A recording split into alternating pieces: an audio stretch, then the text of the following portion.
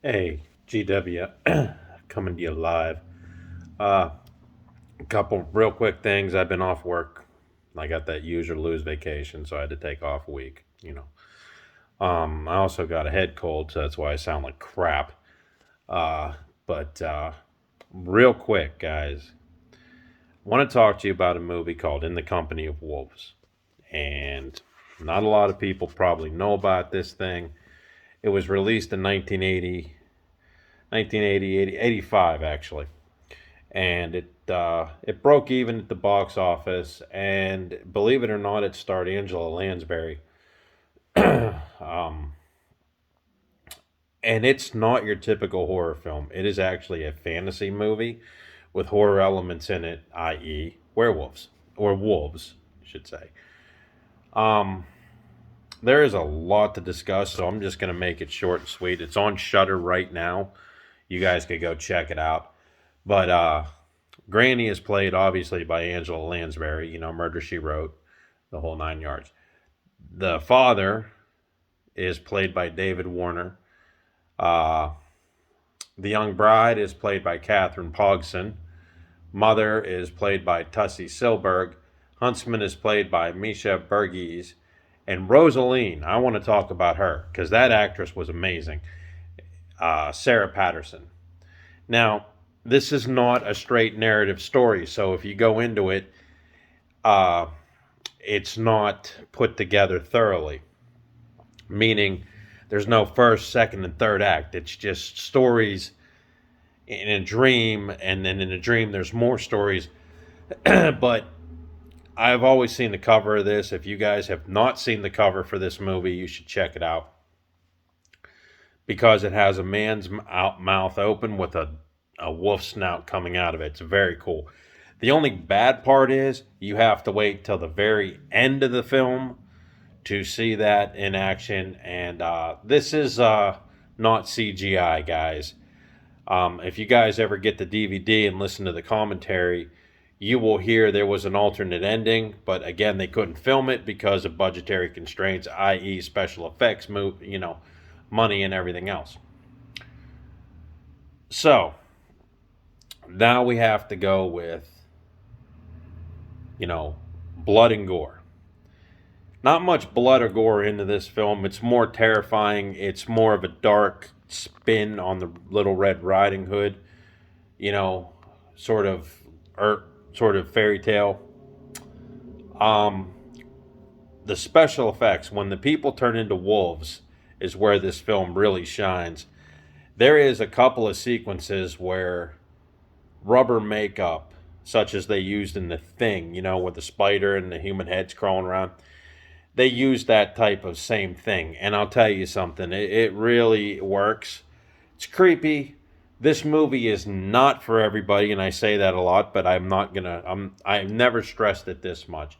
If you're a fan of fantasy movies, with some nightmare elements into it, you're gonna like this film. If you don't like that type of thing, stay away from it because it's not up your alley.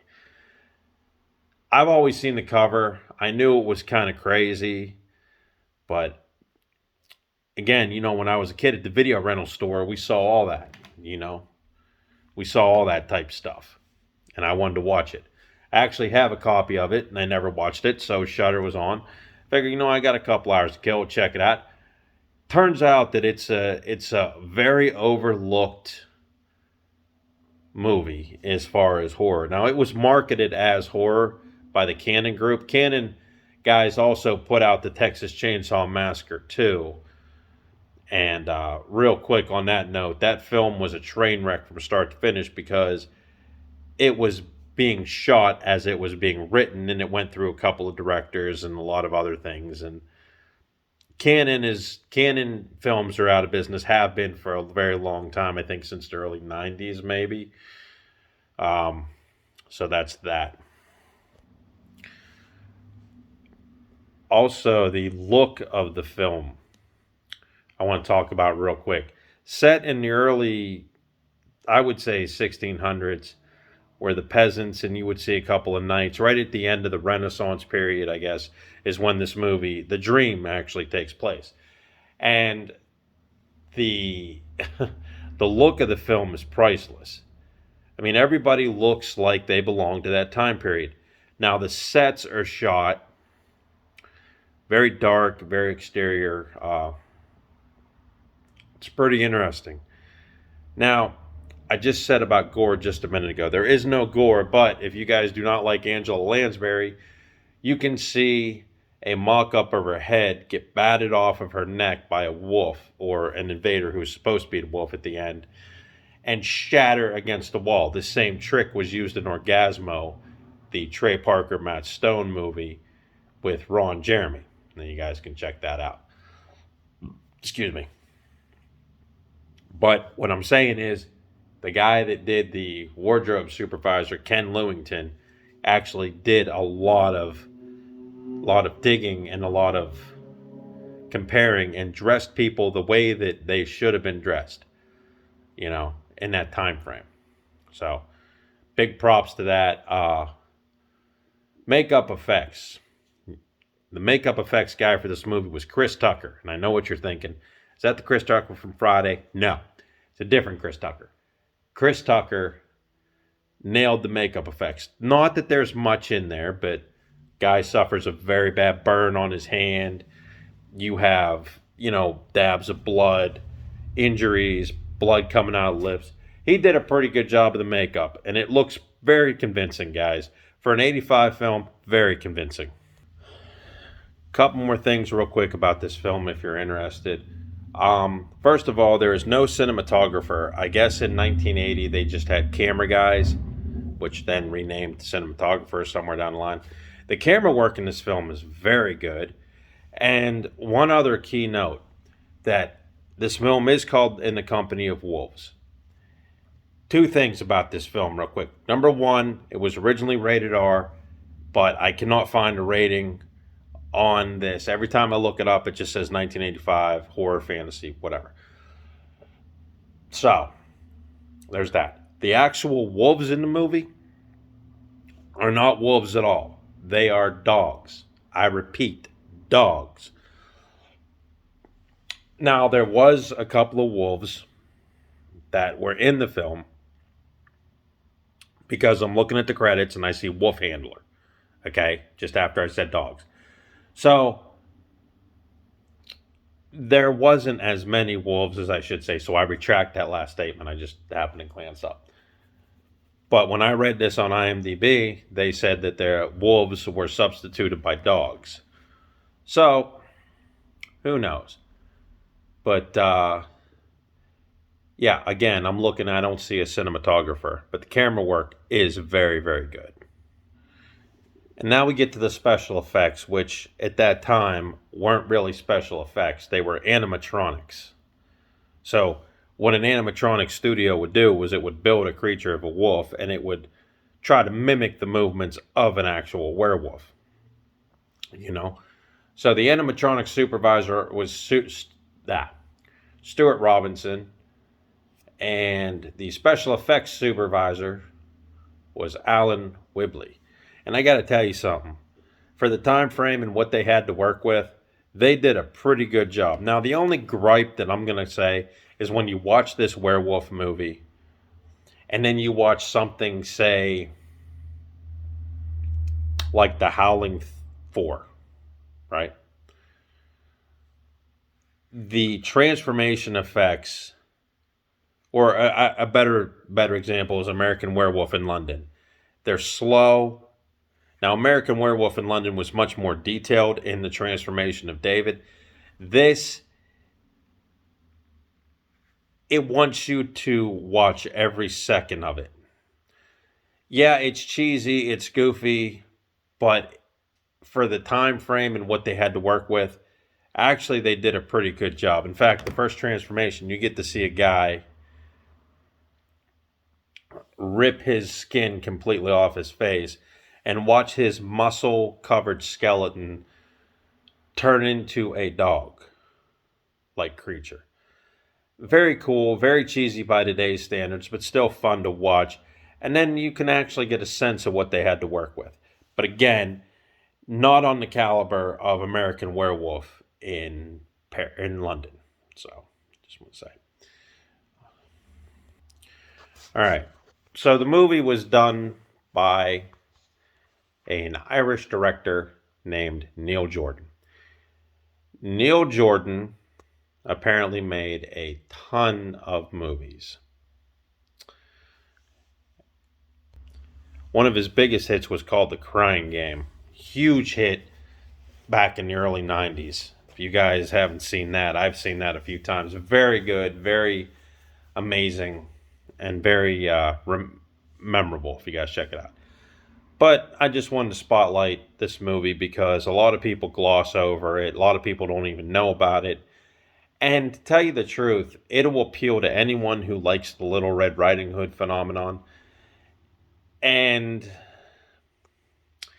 even though it's not rated, it's not necessarily a whole horror movie. It's a dark fairy tale with elements of horror in it. And when I read about this film, the director, Neil Jordan, had said that in a dreamlike state, we can do pretty much anything. You will see that in the course of the movie. Like I said, it does not have a straight narrative. However, the one thing that you will read if you are very interested in this film was that the ending was going to be very different. In fact, the ending to me was one of the best parts of the movie because you got to see what was on the cover of the movie. They didn't skimp on that. You have some rock video 80s special effects, that you could see hints of in videos from that era. But this is a movie that shouldn't be missed, at least, given a one-time viewing, because I expected this to be a boring, sort of movie, but it wasn't. It actually kept you entertained, and there's a lot of things that aren't explained in this movie, which then makes you want to watch this movie all the more to see if you can figure it out in your head. And I know Neil Jordan put some stuff in here that probably takes about 6 to 8 viewings to figure out. So, In the Company of Wolves, I give it 3 out of 5 stars because it's just a very interesting film, you guys. And it's not horror and it's not fantasy. It lies somewhere in between.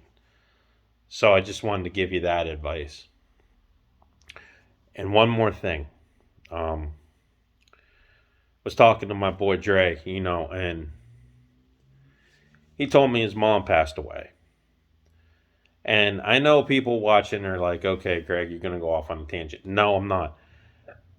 I actually, how like when you have that friend in school and you go over and their mom loves you and treats you differently than your mom did? That was Dre's mom. And when I heard about her passing, I was very devastated. In fact, I think a tear dropped from my eye the other night when I was talking to him. Because his mom, I came over there, we were like, God, we were young, but she let me swear at the house, she let me smoke at the house, and she let you be yourself. And you didn't have to worry about upsetting her. And she took me and him to see Natural Born Killers. And I'll never ever forget that moment because my mom and dad were totally against it. She took us, and at the end of the movie, she stood up and she said, I am never taking you guys anywhere because you guys are messed up. And that was fine. But being able to watch watch a movie that my parents didn't let me watch, and she took me to, that was amazing. And she was an all-out wonderful woman. And one more memory I'm going to share with you guys. She was sick or something, or she was upset. And I was over at Dre's house when he lived near me in Slippery Rock. And we were in the 2 Live crew. Luke and Marquise, Mr. Mix, Fresh Kid Ice, the whole 9 yards. We dressed up like the band members. And we put in Nasty As You Want to Be Part 1. And we was on point. We did every song. And we did it so good that her mom gave us a standing ovation at the very end. She didn't judge what we were saying about all the sex and everything. She was just amazed that we put so much dedication into that. And that's that's my favorite memory of her. And Dre's favorite memory of her is the one at the movie theater. And whenever he told me about her passing, I was real upset because those are people like you remember, your whole life. Even though you might have lost touch, you remember that memory. So, I'm gonna definitely miss her. Her name was Gisela. She was from Germany. Very cool woman, very open. And Dre said that they got a cool thing over there. Like when you die over in Germany, they make you a tree. And I thought that was really awesome. So, that's pretty cool because she can just keep living and living for hundreds and hundreds of years. I think that's pretty cool. So I just wanted to touch base on that. Give a shout out to all my fans. And yeah, definitely check the movie out. We're going to try to review, and I quote, we're going to try to review Cocaine Bear for you tomorrow. If the wife will let me get it, we don't know. But it looks awesome. I've heard nothing but good stuff. I know the plot is ludicrous. I've got to check it out. So, anyway, Company of Wolves, airing on Shudder if you got it. Check it out.